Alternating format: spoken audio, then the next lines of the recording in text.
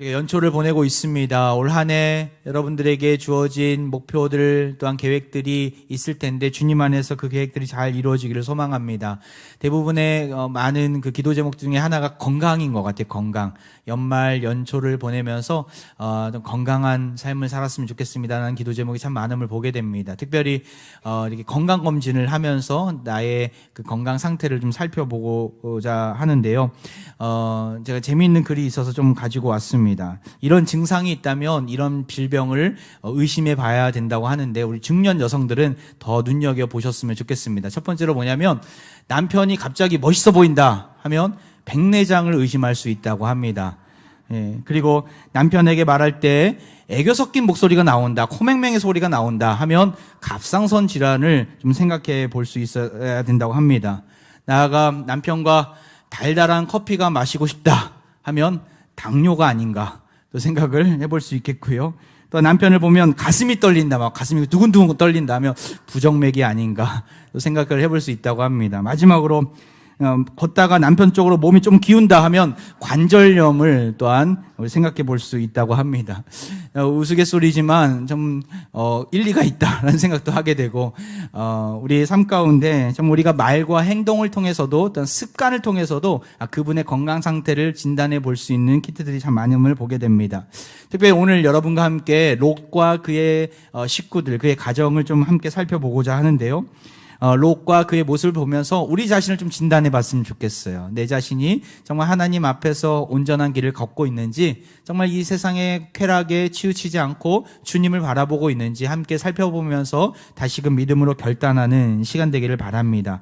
특별히 오늘 본문 그 롯의 이야기는 철로역정 초반, 우리가 지금 철로역정의 여정을 같이 시작을 했습니다. 지난 주간 나는 순례자라는 것을 우리가 고백했고요. 이제 오늘부터는 본격적으로 그 내용에 들어가서 함께 살펴봅니다. 철로역정의 처음에 그 대목들이 롯의 이야기가 흡사하고 동일한 내용들이 많이 나옴을 보게 됩니다. 간단하게 요약을 하자면 크리스천은 세상 가운데 살다가 한 동굴에서 책을 발견하게 됩니다. 그 책은 하나님께서 그에게 쥐어주신 생명의 책이었죠. 책의 내용을 보니까 자신이 살고 있는 도시가 곧 멸망당할 것이라는 사실을 그는 알게 됩니다.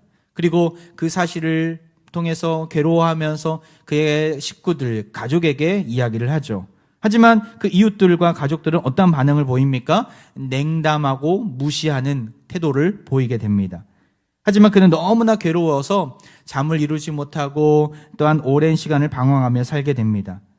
그리고 자신이 짊어지고 있는 그 짐의 무게가 점점 더 커지고 무거워짐을 느끼게 됩니다. 그때 전도자가 한 사람이 그에게 다가와서 이제 성이 곧 멸망할 것이니까 여기서 떠나야 함을 그에게 알려줍니다. 그는 그리고 그 자리에서 박차고 나와 하나님께서 보여주시는 그 순례의 길을 떠나게 되는 것이죠. 오늘 우리가 보는 본문도 어떻게 보면 이 크리스찬과 같은 동일한 그런 상황 가운데 있는 롯을 보게 됩니다. 크리스찬이 살고 있는 멸망의 도시와 흡사한 한 도시가 나오는데 그 도시의 이름이 어디입니까? 바로 소돔 성입니다. 롯은 지금 그 소돔 성에서 어디에 있습니까? 창세기 19장 1절에 이렇게 나와 있습니다. 저녁 때에 그 두 천사가 소돔에 이르니 마침 롯이 소돔 성문에 앉아 있다가 그들을 보고 일어나 영접하고 땅에 엎드려 절하며. 롯이 지금 어디 있다고요? 소돔 성 문에 앉아 있음을 보게 됩니다. 이것은 롯의 신분과 그의 위치를 말해주는 표현이기도 합니다. 구체적으로 그가 어떤 직업을 가지고 있는지는 모르겠지만 성문에 앉아 있다는 것은 어떤 재판관의 역할이나 어떠한 상거를 할 때 그 중개인의 역할이나 하여튼 그 성에 있어서 가장 중요한 포지션 중에 하나를 그가 차지했음을 우리는 알 수 있는 것이죠. 그래서 그가 그 영향력 있는 자리에서 그곳에서 지도층의 인사가 되었음을 보게 됩니다. 아무튼 그 롯은 성문에 앉았다가 그곳을 방문한 두 천사를 발견하게 되고 그들을 영접하고 자신의 집에 초대하게 됩니다. 근데 그때 일이 일어납니다. 어떤 일입니까? 소돔 사람들이 그에게 찾아온 거예요. 뭐 물건을 얻으려고 찾아온 게 아니라 그들의 그 롯에게 가당치도 않은 요구를 하게 됩니다. 다시 한번 볼까요? 5절 말씀인데요. 같이 한번 읽어보겠습니다. 시작. 롯을 부르고 그에게 이르되 오늘 밤에 내게 온 사람들이 어디 있느냐? 이끌어내라. 우리가 그들을 상관하리라. 그들을 상관하리라. 이 무슨 말입니까? 이 상관한다는 말은 육체적인 성적 관계를 의미합니다. 다시 말해서 이 두 사람들을 자신들의 성적 놀이개로 삼겠다라는 말도 안 되는 요구를 한 것이죠. 남자가 남자를 상대로 한 성동성애를 요구한 것입니다. 동서고금을 막론하고 시대를 초월해서 우리가 분별해야 될 죄악들이 있는데 그 중에 하나는 동성애입니다. 이 동성애는 음탕하고 지극히 사악한 것입니다. 하나님이 정하신 법과 질서를 무시하고 거부하고 파괴하기 때문에 그러하죠. 한 가지 우리가 더 눈여겨보아야 될 대목은 이 동성애를 누가 요구하고 있나라는 거예요. 4절을 다시 한번 보면 그 앞에 절인데요. 4절을 보면 소돔 사람들이 백성들이 노소를 막론하고 원근에서 다 모여 그 집을 애워싸고, 누가 모였다고 얘기합니까? 나이 든 사람이든 젊은 사람들이든 상관없이 남자들이 그곳에 다 모여서 그 젊은 그 두 천사를 요구한 것이죠. 모든 사람들이 다 달려왔다는 것은 소돔 속에 이렇게 많은 죄악이 관영했고 퍼져 있다는 것을 우리는 보게 됩니다. 그렇지 않습니까? 10명, 의인 10명이 없어서 하나님께서 심판하시겠다라는 그런 메시지를 우리는 이미 아브라함의 그 여정을 보면서 보았습니다. 이 소돔성은 모든 가정, 모든 계층, 그 어느 사람 한결같이 다 죄의 노예가 되어 있는 것이죠. 죄는 전염됩니다. 죄는 모든 사람을 종으로 만들어버립니다. 이 완악한 세상에서 죄악으로 우리 가득 차 있음을 우리는 늘 깨달을 수 있어야 합니다. 죄의 모습은 어떤 모습입니까? 바로 하나님이 세우신 질서와 법을 어기는 모습입니다. 인류를 죄악의 구렁텅이로 빠뜨린 결정적인 사건이 무엇입니까? 바로 선악과 사건이 아닙니까? 이 선악과 사건은 단순히 열매를 먹었다라는 의미에서 중요한 것이 아니라 하나님께서 먹지 말한 그 열매를 먹었다라는 자체가 중요한 것이죠. 다시 말해서 하나님의 명령을 불순종한 거예요. 무시한 거예요. 하나님의 명령을 무시했다라는 말은 무슨 의미입니까? 그 내면에 당신은 더 이상 나의 하나님이 아닙니다. 당신은 더 이상 나의 왕이 아닙니다라는 의미가 담겨져 있습니다. 하나님의 자녀로서 이 땅 가운데 택함 받아서 살아가고 있는데 하나님이 나의 아버지가 아니고 나의 왕이 아닙니다라고 고백하기 때문에 하나님으로부터 버림당한 것이죠. 하나님으로부터 떠난 인생은 곧 죽음뿐입니다. 그렇기 때문에 죄의 싹은 죽음이 되는 것입니다. 사실 소돔은 지형적으로 너무나 아름다운 곳이었습니다. 롯이 그 땅을 선택할 때의 기준을 한번 볼까요? 창세기 13장 10절에 롯의 시야가 나옵니다. 이에 롯이 눈을 들어 요단을 지역을 바라본즉 소알까지 온 땅에 물이 넉넉하니 여호와께서 소돔과 고모라를 멸하시기 전이었으므로 여호와의 동산 같고 애굽 땅 같았더라. 소돔성과 고모라성은 너무나 물이 풍족하고 살기 좋았던 곳인 것 같아요. 그래서 롯의 눈에 어떻게 보인 거예요? 저곳은 여호와의 동산, 하나님이 태초에 우리에게 허락하신 에덴 동산이 따로 없구나. 여기가 에덴 동산이구나. 아마 그렇게 여겼던 것 같아요. 나아가 그 당시에 최첨단의 도시라고 하면 애굽을 들 수 있는데 애굽 땅 같았더라. 무슨 말입니까? 그 애굽의 도시가 여기에 옮겨다 놓은 것처럼 아주 스마트한 도시로서 느껴진 것이죠. 그리고 보암직한 소돔성을 살기로 롯은 그렇게 정한 것입니다. 요즘 우리가 사는 세상은 어떻습니까? 물론 먹고 살기 힘든 척박한 인생길을 살아가고 있지만 동시에 참 스마트한 세상 아닙니까? 지갑을 들고 다니지 않아도 모든 것을 다 통제할 수 있고 지불할 수 있고 또한 세상을 살아갈 수 있는 여건이 마련되지 않았습니까? 무거운 서류 가방을 이고 다니지 않아도 휴대폰 하나로 모든 게 통제되는 세상 아닙니까? CCTV로 다 연결되어서 하나 휴대폰만 있으면 모든 것을 다 볼 수 있는 권한이 주어졌을 때 볼 수 있는 세상 아닙니까? 우리 교회에도 이 CCTV가 곳곳에 달려 있는데 핸드폰으로도 얼마든지 볼 수 있어요. 그래서 저도 가끔가다 내가 불을 끄고 왔나 안 끄고 할 때 이걸로 확인할 때가 많이 있습니다. 다 확인이 되고 체크가 되는 것이죠. 근데 이것을 우리가 누가 그 시스템을 잘 선용하느냐가 참 중요한 것 같아요. 누가 그 시스템을 이용하느냐에 따라서 그게 악한 것이 될 수도 있고 선한 것이 될 수도 있기 때문에 그러합니다. 최근에 우리 안광현 선교사님이 이제 중국에서 다시 나오셔서 잠깐 머물고 계신데 위드 코로나 정책 전에 그 상황들을 이야기하시더라고요. 격리되어 있을 때에 정말 무지막지한 일들이 참 많이 있었더라고요. 그 중에 하나가 뭐냐면 공안이 걸리지도 않았는데 이제 집에 격리시키면서 각 집마다 다 CCTV를 달았다고 하더라고요. 집 안에다가. 집 바깥이 아니라 집 안에다가 CCTV를 다 달아갖고 이 사람의 일거수일투족을 다 감시하는 것이죠. 나가지 않는지 확인하는 것이죠. 공산국가니까 유물론적인 관점에 서서 인간을 물질로 도구로 보고 있으니까 인권을 무시하고 스마트한 그 기기들을 이용해서 전혀 스마트하지 못한 세상을 만들어 버린 것이죠. 만약 우리에게 그런 일이 일어났다면 다 아마 피켓 들고 나설 겁니다. 길거리로. 우리에게 자유를 달라고. 우리가 스마트한 세상을 꿈꾸면서 그러한 장비들을 개발을 하고 또한 첨단의 그러한 환경들을 마련하지만 사실은 우리 인간은 악합니다. 우리 인간은 뿌리부터 악합니다. 그렇기 때문에 아무리 좋은 게 주어지더라도 그것을 선하게 활용할 줄 모르고 자기의 구미에 맞게 악하게 활용한다라는 것이죠. 이렇게 아름다운 소돔성을 기대를 가지고 롯이 들어갔지만 하나님 보시기에 롯의 평가와는 다른 평가를 하나님은 내리시는 것입니다. 창세기 13장 13절에 이런 평가를 내리세요. 소돔 사람은 여호와 앞에 악하며 큰 죄인이었더라. 하나님 앞에서 큰 죄악의 자리에 머무는 죄인들 뿐이었던 것이죠. 하나님이 없으면 아무리 좋은 환경, 아무리 최고의 시설을 갖춘다 할지라도 하나님이 없는 인생은, 하나님이 없는 그 공동체는 진노의 나락에 떨어질 뿐입니다. 우리가 결코 하나님 없는 인생을 부러워하지 말아야 될 이유가 여기 있는 것입니다. 사랑하는 화평가족 여러분, 우리는 편리한 스마트한 세상을 살아가지만 동시에 죄악이 가득하기에 결코 스마트하지 못한 세상 속에 살아가고 있습니다. 이 악한 세상 속에서 미련을 두지 마시고 만족하지 마시고 타협하지 마시고 정말 주님께서 원하시는 삶을 살아가기로 작정하며 나아가시길 바랍니다.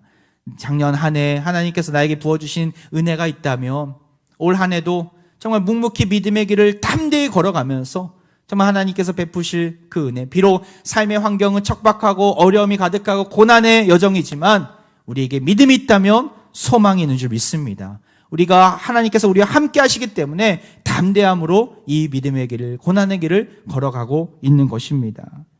롯은 안타깝게도 자신이 살고 있는 세상이 악하다고 여기면서 그 자리를 떠나야 하는데 떠나지 못합니다. 그저 성문에 앉아서 그저 그렇게 살아가고 있습니다. 그럼에도 불구하고 하나님의 자비는 한이 없으십니다. 깨닫지 못하는 롯에게 누구를 보내신 거예요? 2명의 천사를 보내신 거예요. 그를 살려주시려고. 그리고 그에게 만나주시려고. 이것이 하나님의 강권적인 은혜인 것이죠. 최근에 한 집사님을 만났는데 자신의 아버지가 신앙생활을 이렇게 하시게 되었다는 말을 하시더라고요. 택시기사를 하시는 분이신데 자신이 아무리 교회를 나가시고 또 전도를 하더라도 마음이 안 열리셨는데 최근에 교회를 나가시게 된 거예요. 그러니까 어찌된 일인가 보니까 그 택시기사 그 일을 하실 때 손님으로 오신 분이 아버지를 전도했다라는 거예요. 예, 그 찰나에 아주 짧은 순간 아니겠습니까? 아무리 길어도 1시간 넘게 택시를 타는 분은 없기 때문에 짧은 순간이었을 텐데, 야, 하나님께서 그 마음을 열어주셨구나라는 생각을 하게 되었어요. 그래서 그 손님과 함께 지금은 그 인근에 있는 건강한 교회에서 신앙생활을 하고 계셔서 너무나 감사하다라는 그러한 집사님의 표현을 이렇게 들었습니다. 하나님은 우리가 이 완악한 세상에서 절대로 혼자서 방황하지 않도록 우리를 돕는 분이신 줄 믿습니다. 우리 인생 가운데 찾아와 주시고 비록 우리가 깨닫지 못하는 그 순간에도 하나님은 우리에게 자비의 손길을 내밀어 주시면서 우리가 정말 온전한 신앙인으로서 설 수 있도록 함께해 주시는 분입니다. 전혀 예상치 못한 방법으로 우리를 주님의 품으로 인도해 주시는 분임에 감사히 여기면서 담대히 이 믿음의 길을 향해 나아가시길 바랍니다. 롯은 이런 강권적인 하나님의 사랑에 힘입어서 떠나야 한다라는 두 천사의 말을 듣고 그 가족들에게 멸망의 소식을 전하게 됩니다. 그런데 사위들의 반응을 한번 볼까요? 14절. 사위들의 반응이 이러했습니다. 여호와께서 이 성을 멸하실 터이니 너희는 일어나 이곳에서 떠나라 하되 그 사위들은 농담으로 여겼더라. 농담으로 여겼더라. 하나님께서 귀를 열어주지 않으면 아무리 좋은 말씀도 생명의 길을 소개한다 할지라도 농담으로 여길 수밖에 없었던 것이죠. 농담이 여겼다라는 말이 무슨 말입니까? 롯의 사위들은 장인의 말을 계속 비웃으면서 조롱했다라는 것입니다. 이 큰 성읍, 이 위대한 성읍이 이 정말 애굽 땅과 같고 여기가 별천지인데 여기가 멸망당한다라는 게 말이 되느냐고 따져가면서 비웃으면서 무시해버린 것이죠. 이 모습은 마치 노아의 홍수의 데자뷰와 같지 않습니까? 홍수로 하나님이 세상을 멸하시길 때까지 노아가 아무리 오랫동안 방주를 그 아라랏산 위에다가 지을 때까지도 세상 사람들은 노아를 비웃으면서 먹고 마시며 시집가고 장가드는 일에 몰두한 것입니다. 하나님을 예배하지 않았고 하나님을 경외하는 삶은 전혀 관심이 없던 사람들이었죠. 결국에는 그들은 홍수로 하나님이 벌을 내리시고 결국엔 다 심판당하게 됩니다. 오늘 본문에 보는 롯도 그의 가족도 마찬가지였어요.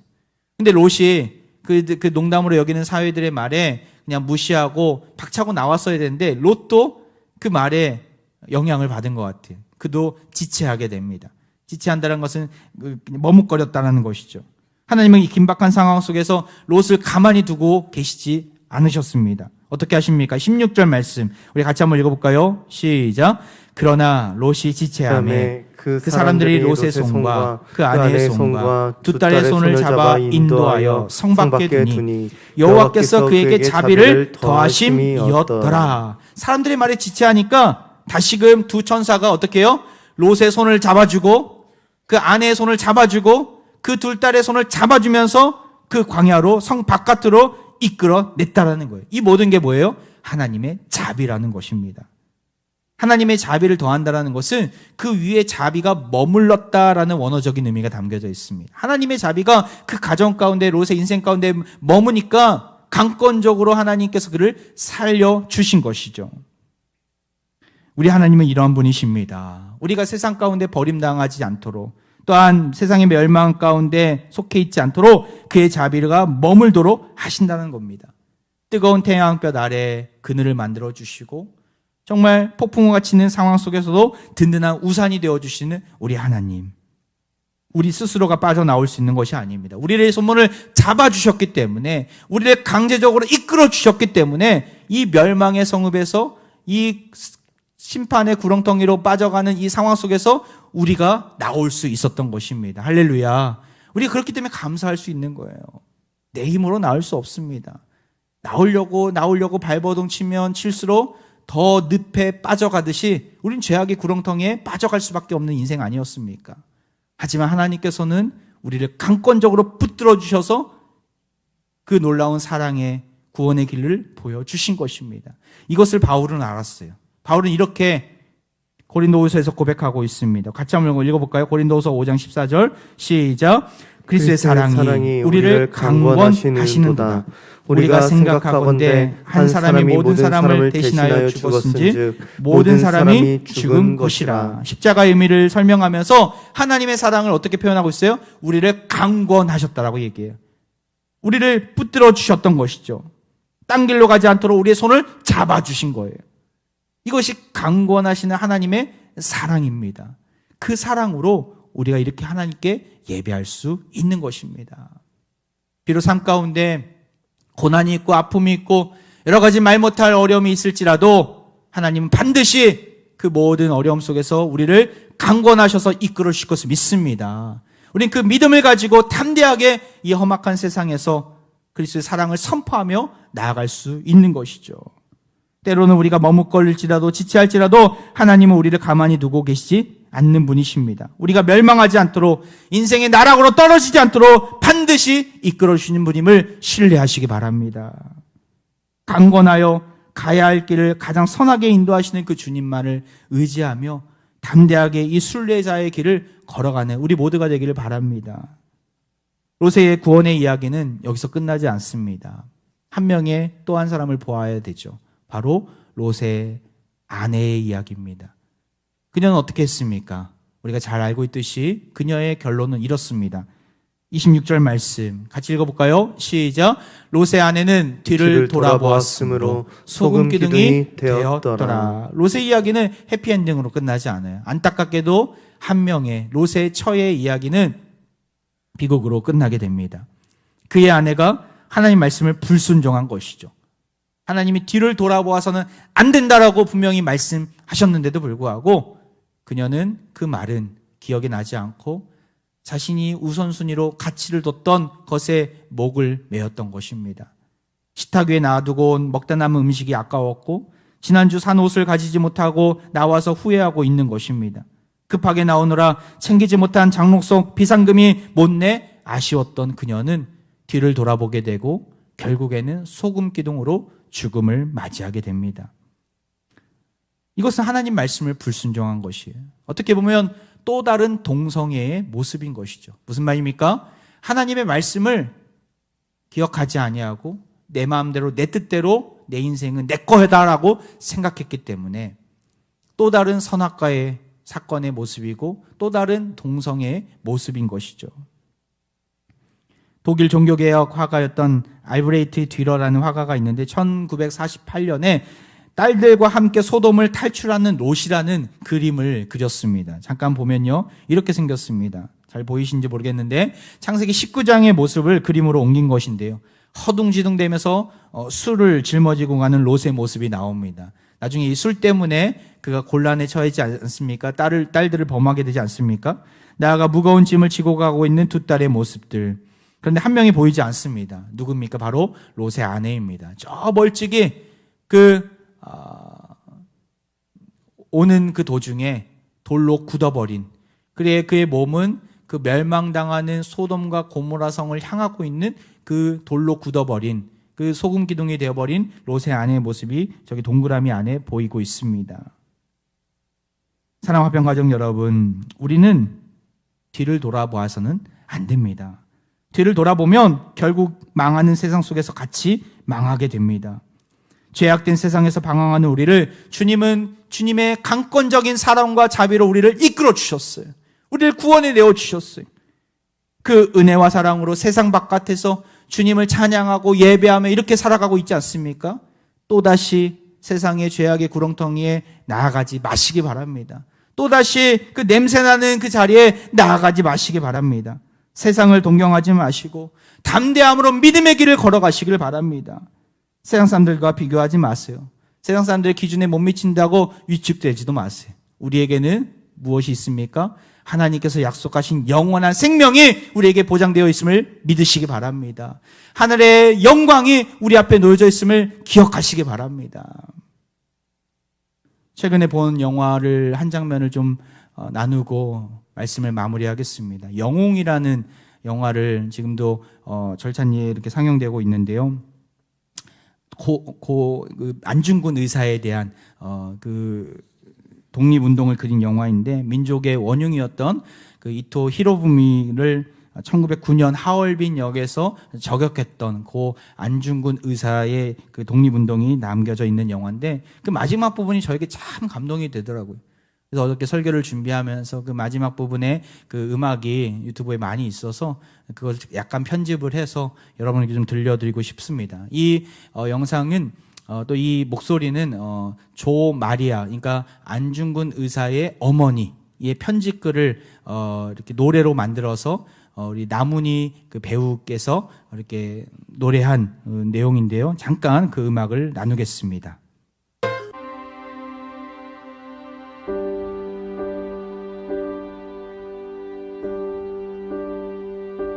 내 아들 나의 사랑하는 도마야 떠나갈 시간이 왔구나. 두려운 마음 달랠 길 없지만 큰 용기 내다오. 내 아들 나의 사랑하는 도마야 널 보낼 시간이 왔구나. 멈추지 마. 바라보지 말고 큰 뜻을 이루려 십자가 지고 홀로 가는 길 함께 할 수 없어도 너를 위해 기도하리 힘을 내다오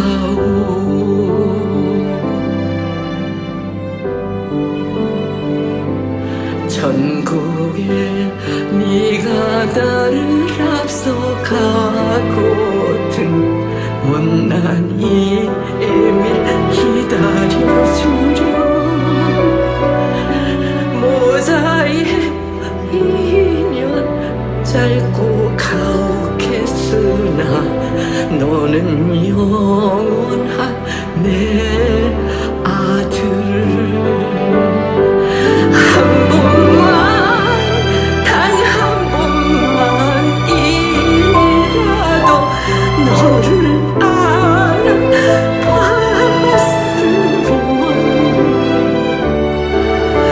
너를 지금 이 두 팔로 안고 싶구나.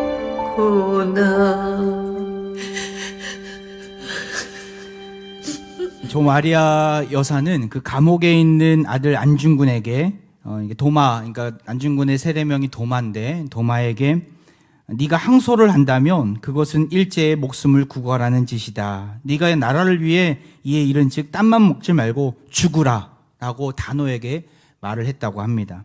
그리고 수의를 지어 보내니 이 옷을 입고 사형장에 가라라고 명했다고 합니다. 결국 안중근 사는 그 불합리한 재판 과정 속에서도 떳떳이 말을 하면서도 항소하지 않고 결국 1910년 2월 14일 사형 선고를 받게 됩니다.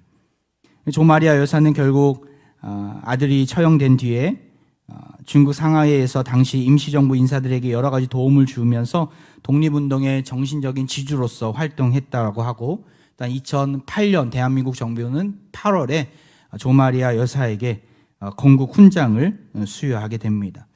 이 모습을 보면서 참 그 어머니의 그 아들이었구나. 이들이 있었기에 우리가 이렇게 자유롭게 정말 하나님 안에서 신앙생활을 하면서 아름다운 발전을 이룰 수 있구나라는 생각을 하게 되었고, 또 하나는 그 어머니의 이 편지글을 보면서 저는 하나님의 사랑이 느껴지더라고요. 하나님이 이 땅 가운데 예수님을 보내시면서 이런 마음 아니셨을까? 세상과 타협하지 말고 온갖 모욕을 참으면서도 묵묵히 십자가의 길을 걸어가라. 네가 이 길을 걸어가고 네가 죽어야 내가 사랑하는 자녀들이 다 살아난다라는 하나님의 아버지의 마음이 저는 이 노래를 통해서, 이 편지글을 통해서 느껴지더라고요. 여러분, 그렇습니다. 하나님은 우리를 살리시려고 무죄하신 예수님을 이 땅 가운데 보내주시고 십자가의 길을 걷게 하셨습니다. 그 은혜와 사랑으로 내가 이 자리에 있는 것이죠. 우리 또한 주님의 사랑, 주님의 강권적인 은혜를 안다면 어떻게 해야 됩니까? 이 세상에 타협하는 인생이 아니라, 세상 가치에 목을 매는 인생이 아니라 하나님 말씀에 굳건히 서서 주의 말씀 가운데 순종함으로 나아가는 인생이 되어야 되는 줄 믿습니다. 그것이 순례자의 길이고 우리에게 명하신 나그네의 길입니다. 이 세상에 뒤를 돌아보지 마시고 그 자리를 떠나 주님께서 명하신 사명의 자리로 나아가는 2023년 새해가 되기를 주의 이름으로 축원드립니다. 이제 우리 함께 찬양하며 나아가는데요. 찬송가 273장입니다. 나 주를 멀리 떠났다 이제 옵니다. 나 죄의 길에서 시달려 주여 옵니다. 나를 맞아 주옵소서. 우리 고백하면서 찬양으로 나아갑니다.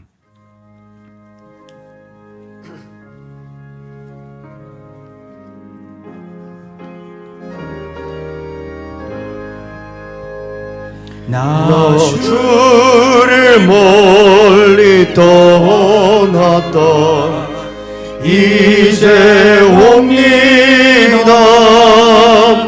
나 죄의 길에 시달려 주여 옵니다. 2절입니다. 그 귀한 세월 보내고 그 귀한 세월 보내고 이제 옵니다.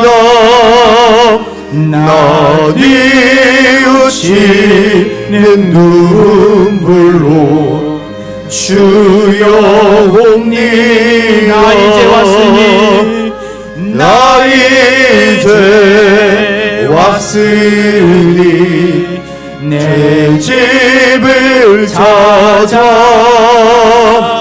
주여 나를 받으사 맞아 주소서. 나 죄에 매여 나 죄에 매여 고달파 이제 옵니다. 죽으신 사람 받고자 주여 옵니다. 4절입니다. 이 병든 마음을 고치려 이제 옵니다. 큰 힘과 소망 바라고 주여 옵니다. 우리 손 들고 찬양합니다. 나 이제 왔으니 나 이제 왔으니 내 집을 찾아 주여 나를 받으사 맞아 주소서. 나 바랄 것이 무언가 나 바랄 것이 무언가 우리 주 예수 그리스도이십니다. 우리 주 예수 날 위해 죽임 당하심 믿고 옵니다. 나 이제 왔으니 주님 나 이제 왔으니 내 집을 찾아 주여 나를 받으사 맞아 주소서. 멸망의 도성에서 우리의 손을 잡아 일으켜 주신 주님을 찬양합니다. 죄악에 물든 인생이 아니라 흘러넘친 은혜의 강물에 몸을 맡긴 인생으로 세워주셔서 너무나 감사드립니다. 롯과 그의 아내처럼 세상의 미련을 두르고 살아갔던 우리의 연약함을 용서하여 주옵소서. 다시는 뒤를 돌아보지 않게 하시고 주님 약속하신 그 천성을 향해 담대히 나아가는 인생이 되게 하여 주옵소서. 세상을 두려워하는 인생이 아니라 하나님만을 두려워하며 주의 말씀 가운데 순종하며 나아가는 거룩한 나그네들, 천국 나그네들 다 되게 하여 주옵소서. 이 시간 몸이 아픈 부위에 손을 얹고 기도합니다. 인생의 온갖 질병으로 신음하며 고통 중에 있는 환우들을 위해 기도합니다. 이 시간 기적을 보여 주옵소서. 낫게 하여 주옵소서. 생명사계로 싸매어 주시고 예수 그리스도의 이름으로 회복시켜 주옵소서. 하나님의 능력의 손을 의지하오니 베드로가 안진뱅이를 일으킨 것처럼 이 시간 회복되어 건강한 모습으로 일어나는 역사를 보여 주옵소서. 길이요 진리요 생명이 되시는 예수 그리스도의 이름으로 기도하옵나이다. 아멘.